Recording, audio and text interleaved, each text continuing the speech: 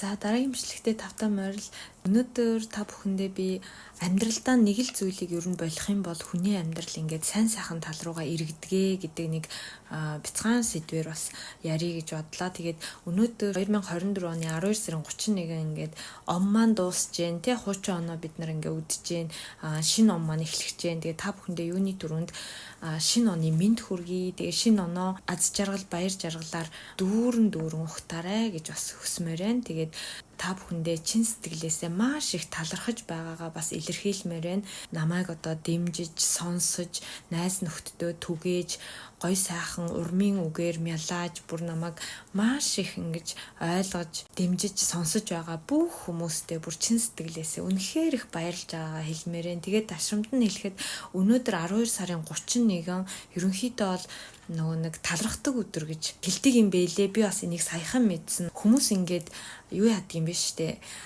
Ерөнхийдөө он ингээд дуусах төхөөд шинэ он эхлэх болохоор дараагийнхаа оны ингээд юмаа ингээ хүсээд байдаг гинэ. Тэгтэл 31-нд болохоор тэгдэггүй юм байна.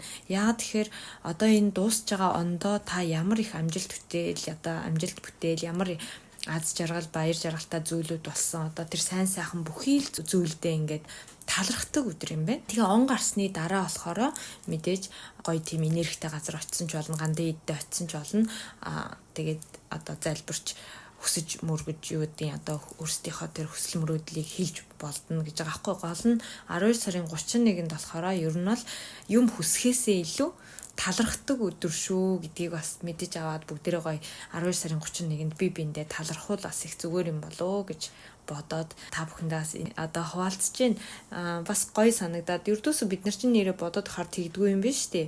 12 сарын 31-нд ингээл бужигнаал өнгөрчдөг тий. Тэгэл ингээл ердөөсөө нэг тийм тогтож ингэж байдгүй, нэг тийм яаруу санд руу байдаг. Тэгтэл нэг тогтож нэг 10 минут суугаад тий. Тэгээд одоо ингээд бүр зав нь болохгүй бол гэртээ ч байсан хамаагүй ингээ гоё одоо орчин бүрдүүлж суугаад тэгээд ингээд бүх сайхан зүйлдээ талархаад тэгээд та бүхэн манаас чадлаараа жоохон хэцүү байсан зүйлүүд, таагүй байсан зүйлүүд юу гэдгийг те тэр бүх зүйлээ сайхан үлдээгээд ингээд орхиод шинэ онтойгоо золохыг хичээгээрэй гэж хэлмээр байна. Тэгээд өнөөдөр би болохоор та бүхэндээ нэг л зүйлийг хүн ер нь яг ингээд болчих юм бол одоо ингээл шууд маргааш гоё болохгүй ч гэсэн хүний амьдрал ингээд баг багаар зөв тал руу ингээд эргээ явж идэг гэдэг зүйлийн тухай ярих гэж бодлоо. Энэ нь одоо юу вэ гэхээр хүн өөрийнхөө сэтгэлийг ердөөсөө үл тоож, үл анзаарч болохгүй гэж байна. Энийгэл болчих юм бол хүний одоо амьдрал баг багаар ингээ сайхан тал руу эргэж явдаг гинэ. Яагаад тэгэхээр хүмүүс ихэнхдээ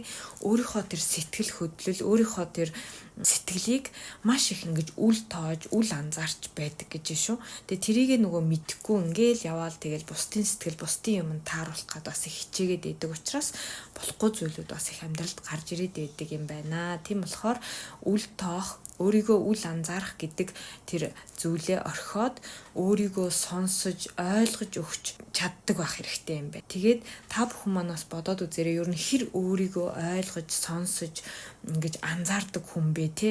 Чиний дотор байгаа сэтгэл чинь ингмээр штегээ дахт чи өөрөө хүний одоо тэр бусад хүний нөхцөл байдал тааруулаад ингээд тухайн зүйлийг одоо ингээ хийгээд идэггүй, ер нь яадгүй, нас бодоод үзэх хэрэгтэй зүйл юм шиг санагдлаа. Тэгээд ер нь ямар утгатай юу гэсэн үг вэ гэхээр хүнтэй ингээл ярьж байгаа л те бид нарт ингээд нэг тийм хариу хэлэхгүй ч юм уу ингээ байвал ямар байдгүй сонирн байдаг штэ тий. Тэгэл ингээл бид нар энэ намайг синтчлээч гэдэг юм уу ингээл ерөнхийдөө ол яриад ингээ өнгөрдөг. Тэгтээ хүний сэтгэл тэрэнд ингээл нэг тийм эмзэглэж идэг. Тэгтэл бусад хүн намайг одоо үл тоох, үл анзаарах ердөөсөө хамаагүй зүгээр тэгтэл чи өөрийнхөө яг сэтгэлийг тэрэн шиг үл анзаараад байгаа гэсэн үг байхгүй юу? Одоо нөгөө тоохгүй орхиод байгаа, орхигдуулаад байгаа гэсэн үг байхгүй юу? Тэгэхээр хүн ердөөсөө хамгийн түрүүнд одоо сүүлийн үеийн сэтгэл судлаарч тэр ердөөсөө маш их номон дээр ч гэсэн зөндөө олон бичигддэг Японы югаар бол зүгээр зибүн одоо кокороны муйте зибүн то ханаши ятте кудасай, зибүн то вакари ятте кудасай гэл ингээл зөндөө тийм үгнүүд байдаг байхгүй юу? Тэгэхээр тэр нь одоо юу гэж байгаа хэрэг өөр лүгээ ингээд чиглээ, өөрийгөө сонсоо, өөртөөгөө ярилцаа гэд өөрийгөө ойлгоо гэдэг үгнүүд маш их байдаг. Тэгтэл ихэнх хүмүүс бол энийг чаддгүй учраас яг өөрийгөө бас ойлгож чадахгүй яваад идэг юм байна л да. Тэгээд ингээд та бүхэн манаас шинэ ондоо гоё өөрийгөө сонсдог өөрийгөө бас анзаардаг тий.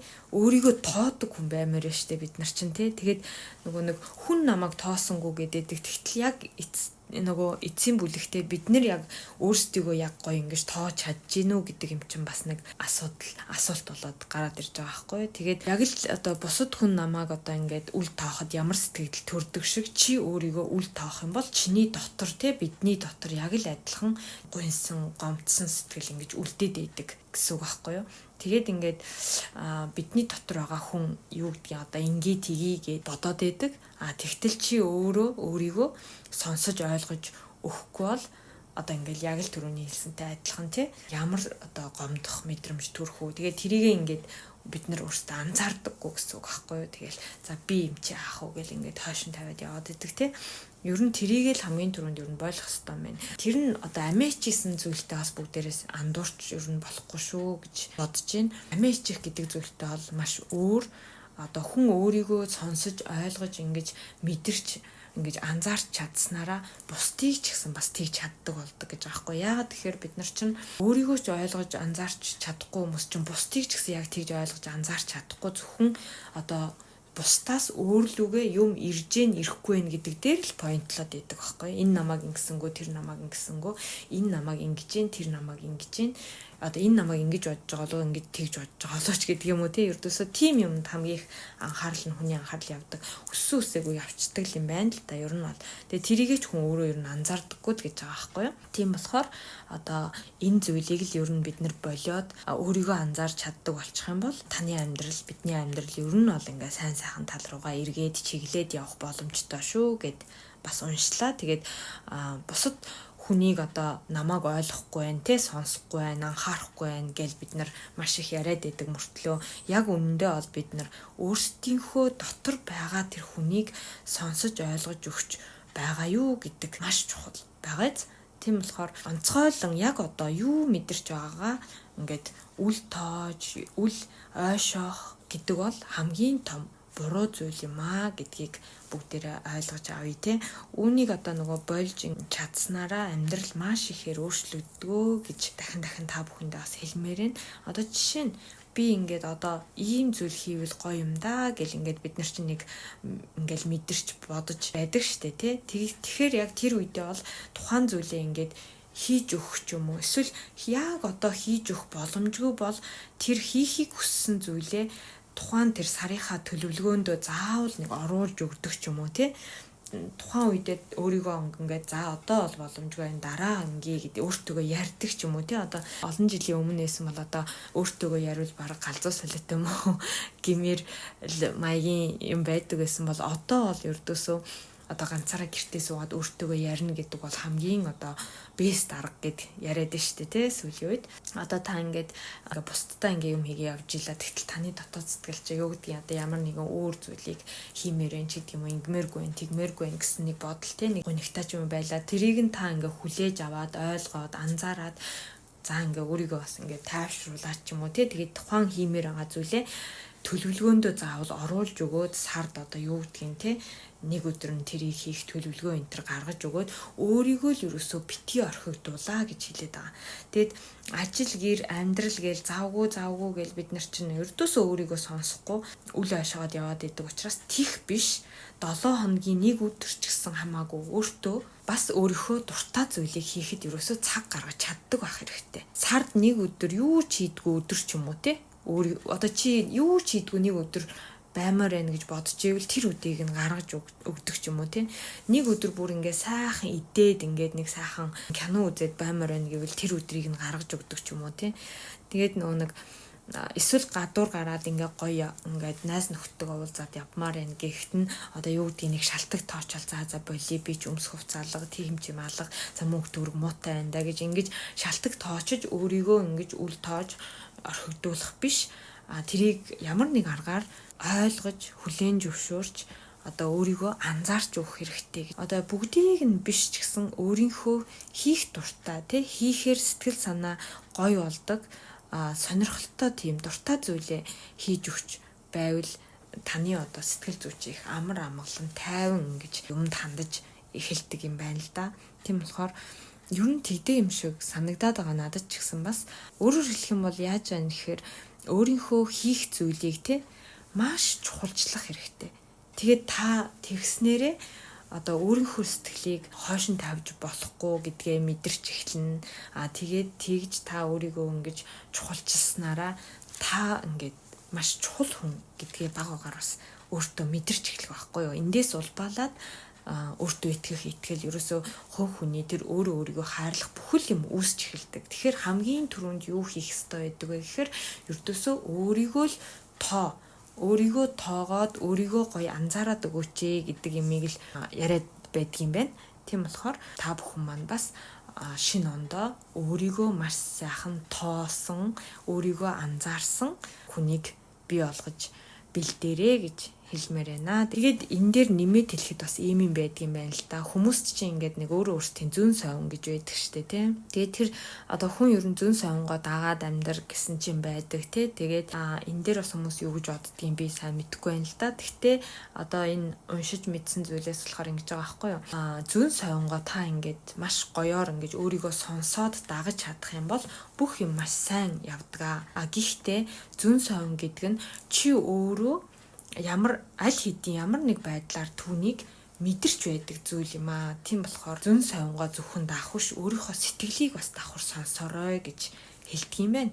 Тэгээд өөрийн чинь одоо дотоод дуу хоолой бол ерөөсөө нэг ёсондоо бурхны дуу хоолой юм шүү. Чамд ингэж дамжуулж хэлж байгаа бурхны дуу хоолой юм шүү гэж хэлсэн байна. Тэгээд та бүхэн маань өөрийнхөө ямар нэг мэдэрч байгаа зүйлээ ердөөсөө битгий ингэж үл тоогоорой. Тэгээд энийг хийж чаддаг болсноороо хүний бас дотоод сэтгэл, мэдрэмж бүх зүйл нь ингээд сайжраад ирдэг гэж байна. Тэрнийгээ дагаад амьдралд ингээд гой өөрчлөлтүүд бас гарч ирдэг гэж байна. Богинохон мөртлөө бас айгүй гой хүнд хэрэгтэй юм мэдээлэл санагдаад тэгээд та бүхэндээ оруулж өгч байна. Та бүхэндээ бас маш их баярлалаа гэдгээ хэлмээр байна. Тэгээд 2024 он маань одоо ингээд өнөөдрөөр дуусч байгаа учраас бүгдээрээ дараагийнхаа шинэ онд шинэ бичлэгээр уулзцгаая. Үргэлж дэмжиж сонсож гой сайхан урмын үгээ хайрлаж намайг ердөөсөө би ингээ бичлэгүүд дээрээ намайг дагаарай гэж ерөөсөө юм ярьдаггүй. Гэвтэл ингээл маш олон хүмүүс гой ингэж сувгийг маань ингэж дааж нэмэгдсэн байдаг. Үнэхээр их баярлдаг шүү гэдгээ хэлмээр байна. Тэгээд бас миний инстаграмыг ч гэсэн бас зорж орж дагаж надад бас зорж гой мессеж үлдээдэг хүмүүстээ маш их баярлалаа. Тэгээд инстаграм дээр болохоор би зүгээр ерөнхийдөө бол богино бичлэг хийдэг, сториг бол маш их хийдэг. Одоо Японд хэрхэн яаж амьдарч байгаа ер нь бол зүгээр өдөр тутмынхаа байгаа байдлыг ерөнхийдөө бол хийгээ явдаг байгаа. Тэгээд инстаграмаар бас орж ирж бүр үнэхээр зорж ингэж гой мессежүүд бичдэг хүмүүс бас сүүлийн үед нэмэгдсэн байна лээ. Тэгээд та бүхэндээ бас маш их баярлаж маш их талархаж байгаа шүү. Тэгээд чадлаараа бүгдээрээ нэгэндээ сайхан үг хэлээд, чадлаараа бүгдээрээ нэгэндээ гоё урмын үг хэлээд, тэгээ бас нэгнээ чадлаараа гоё дэмждэг даяа. Тэгээд өөрийгөө маш их тоож хайрладаг, өөрийгөө сонсож мэдэрдэг хувь хүнийг бүтээж бий болгоё. Тэгээд шинэ онд нь бүгдээр амжилт, аз жаргал, хамгийн сайн сайхан бүгдийг хүсэн өрөөё. Та бүхэнтэйгээ дараагийн бичлэгээр уулзцгаая.